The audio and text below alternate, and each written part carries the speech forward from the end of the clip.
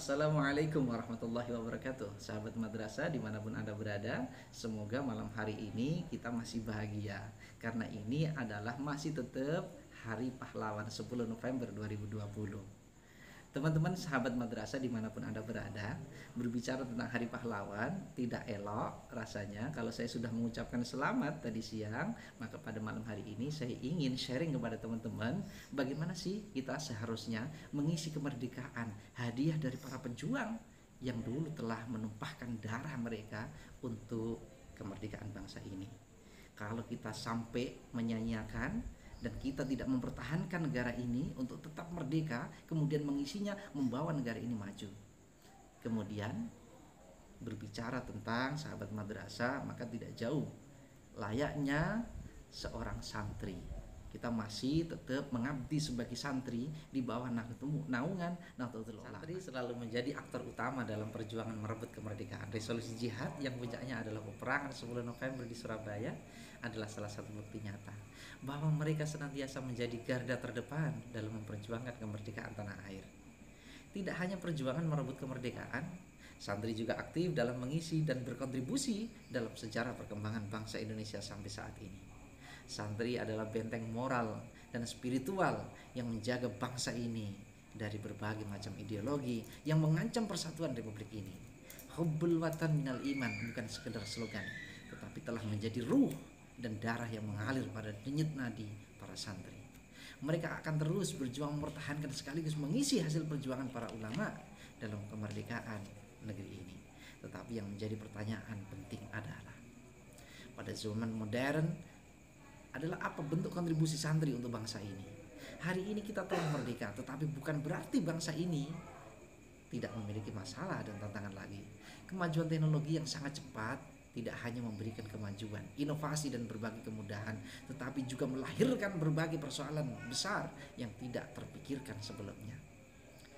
Cepatnya perkembangan teknologi informasi melahirkan satu dunia baru yang bergerak dengan sangat cepat. Dunia maya adalah dunia yang terbuka dengan lalu lintas informasi super cepat dan tanpa batas. Dunia virtual ini menghujani otak dengan jutaan informasi setiap hari dan tidak semua kabar benar dan bermanfaat. Sebagian besar informasi yang diterima justru berisi kabar bohong dan informasi anfaidah. Tidak hanya itu, keterbukaan informasi digital membuka medan perang baru, yaitu perang ideologi. Di dunia maya khususnya media sosial akan melihat lalu lalang berbagai ide dan gagasan dari berbagai macam ideologi. Gagasan-gagasan itu saling serang satu sama lain, saling menjatuhkan, bahkan jika perlu saling mematikan. Hal ini bisa berupa ideologi negara, agama, politik, dan lain sebagainya. Sayangnya di tengah tumpukan masalah yang lahir akibat kemajuan teknologi informasi, kemampuan literasi santri masih dipertanyakan. Kemampuan untuk menyaring informasi, kemampuan bertahan dari berbagai macam ideologi yang menyerang ideologi negara atau ideologi Ahlus Sunnah wal Jamaah masih perlu ditingkatkan lagi. Oleh karena itu, salah satu kontribusi besar yang bisa dilakukan santri pada zaman ini adalah dengan jihad literasi. Literasi yang dimaksud di sini adalah kemampuan membaca dan menulis, mengelola dan memahami informasi, berpikir kritis, kemampuan memecahkan masalah, serta penguasaan teknologi. So, jihad literasi adalah usaha sungguh-sungguh untuk meningkatkan kemampuan dan potensi santri dalam hal yang telah disebutkan tadi. Semua kemampuan tersebut sangat dibutuhkan pada zaman ini, melestarikan budaya ulama. Jika membaca sejarah, budaya literasi telah dilakukan oleh para ulama terdahulu. Bahkan tradisi menulis sudah ada sejak zaman Rasulullah SAW. Beberapa sahabat mengumpulkan dan menulis Al-Quran, walaupun sempat dilarang. Akhirnya hadis Rasulullah juga akhirnya ditulis dan dibukukan. Berkat aktivitas literasi yang dilakukan para sahabat, dapat dengan mudah mempelajari hadis dari Rasulullah SAW.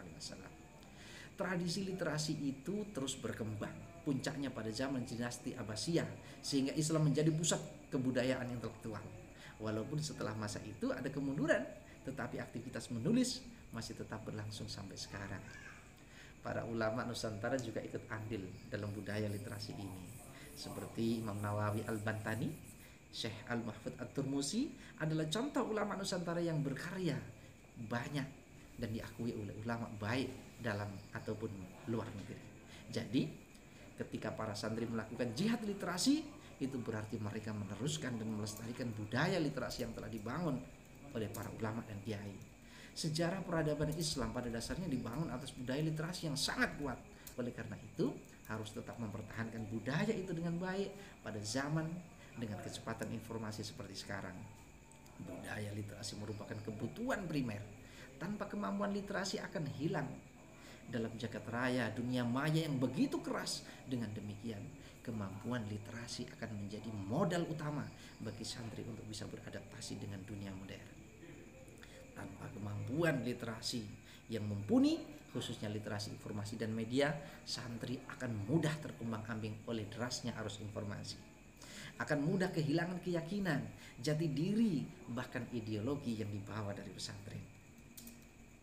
Dunia modern juga dibangun di atas perangkat teknologi yang sangat canggih.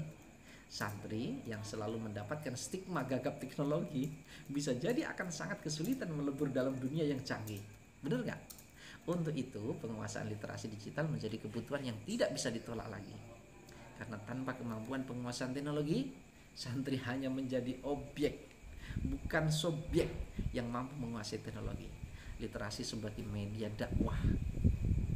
Benar. Kemampuan literasi yang baik juga dapat dijadikan sebagai senjata yang ampuh untuk berdakwah.